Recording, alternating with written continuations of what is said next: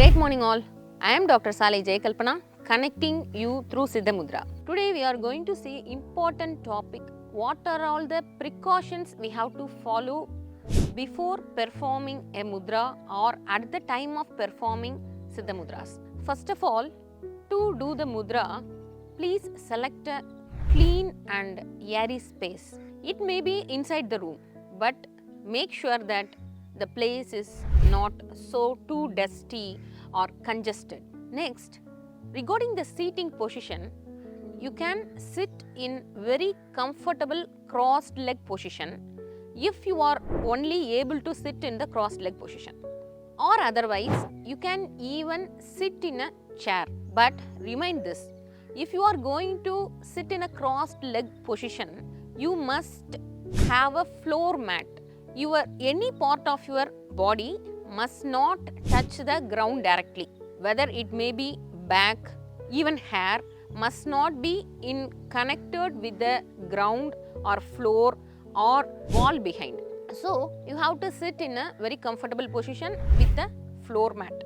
If you are going to sit in the crossed leg position in the floor, and if you are preferring to sit in a chair, if you are not comfortable with the crossed leg position, if you are going to sit in a chair with both of your feet placed on the bare floor or barrier, no need of keeping a mat on the floor when you are sitting in the chair. Then there are some mudras which can be performed in particular asanas. If you are very well versed with asanas, please select Padmasana for all the mudras, and some mudras for mind will be very comfortable in Vajrasana. So you can either select the asana only after knowing which asana can be combined with which mudra from a SiddhaMudra expert. Then after sitting in the position, the main thing you have to concentrate is you have to keep your spine erect as much as possible. If you are not able to keep your spine erect, get the help of a pillow. Keep a pillow behind your back so that at least the spine is erect, somewhat erect. Then don't stiffen your muscles. In order to keep your spine erect, don't strain much. It is not 100% mandatory for all the mudras.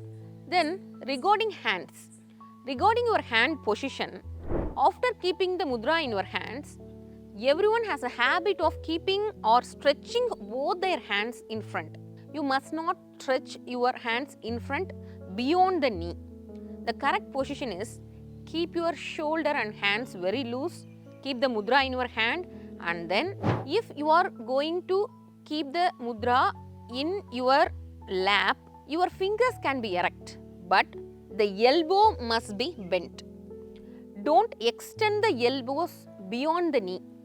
Your mudra must be within the knee with your elbows bent and loose. Don't stiffen the muscles while doing any mudra, but the fingers can be kept in a stiff position. Else the whole body and the hand must be kept very loose and relaxed. Each and every mudra has a particular position to do. So in order to keep the mudras in the correct position, first of all you have to cut your nails. So your nails must be trimmed so that you can perform the mudra without any interruption. Then the important point is, when you are performing one mudra, don't do the habit of watching TV or hearing a music or entertaining in any other activities. Just do the mudra with a full concentration. And very important instruction is, don't combine the mudra with any practice of breathing practice like pranayama, any type of pranayama. Don't combine the mudra with the pranayama. Why so? Because mudra itself changes the breath pattern in you. So don't combine the mudras with the pranayama or any other breathing practices you are following. And one very important thing is, if you are having the habit of chanting any mantras or any practices, don't combine the mudras with those mantras chanting practices. Why? These mudras act in your subtle level of altering your Panchaputas or 5 elements in the body, and mantras also do the same. So, you must be aware that there are particular mudras for particular mantras. You must not do as it is any mudra combined with any mantra. So, don't combine the chanting practice, mantra, prayer time or meditation time with mudras. Combination of these two may cause any ill effect because of the ups and downs or increase and decrease of the 5 elements of the body. Then each and every mudra has different time durations. Some mudras must be performed only for 5 to 10 minutes, and some mudras can be extended up to 40 minutes, and some other mudras can be performed all the day through. It depends upon what type of person and what is the need of that particular person performing the mudra and particular mudra. This both gives effect. Say example, Akash mudra must be performed only 5 to 10 minutes for any person. And if a person is Vada Prakriti or his Vayu element or air element is more, he can perform Vayu Mudra at least 3 to 4 hours a day. According to the intensity of the air element higher in his body, he can increase the time of doing mudras. So, please get a clear instruction from the mudra expert and then start practicing mudras on a particular time. Regarding food and food habit, you can have any type of food while performing all types of mudras, but some mudra like detox mudra, you must have a very light food, and some mudras like prana mudra, you may do them in the time of fasting also. And regarding the food, better do the mudras in empty stomach twice daily.